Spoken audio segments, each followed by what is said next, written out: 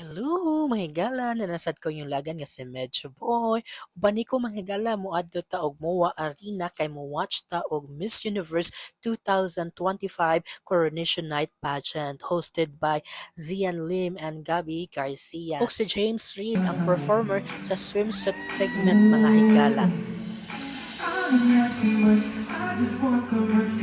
Mauni atong pambato sa Cebu Mahigala nga satisfied kay ko sa iyang performance during the coronation night. After sa swimsuit segment Mahigala nag-top 12 announcement dayon pagkahuman ani mao dayon ang gown competition kung diin natapilok si Atisa Manalo mga higala pero grabe kayo ang crowd kay gipakpakan jud siya pagbarog niya. After sa gown announcement dayon sa top 6 kung dinasod ang atong pambato sa Cebu mga higala. Human sa top 6 announcement Mahigala mao dayon ang question and answer portion ug mao ni ang question and answer portion sa Cebu. Your question is, just like our public officials, a beauty queen is a public figure whose life is under constant scrutiny.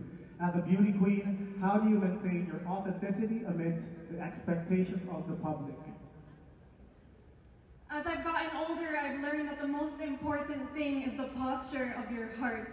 You have to ask yourself, am I putting out the best version of myself into the world? And is that something that is helping other people? I don't think there's a reason that we have to live on this earth if we're not impacting people positively.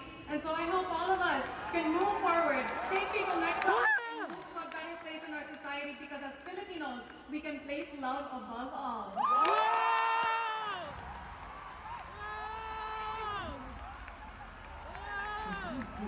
Diba? Grabe kay akong syagit mga higala kay proud kay ko sa answers atong representante sa Cebu mga higala. Pero ang nidaog sa crown sa Miss Universe Philippines 2025 mao si Atisa Manalo. Wapa jud siya mga higala ug nasamot siya pag-shine sa iyang gown mga higala diya sa Inteplado kay nakakita man jud ko so deserve jud kaniya ang crown. Well, thank you so much for watching guys. This has been your friend Medyo Boy. It's not a boy, it's not a girl, it's Medyo Boy.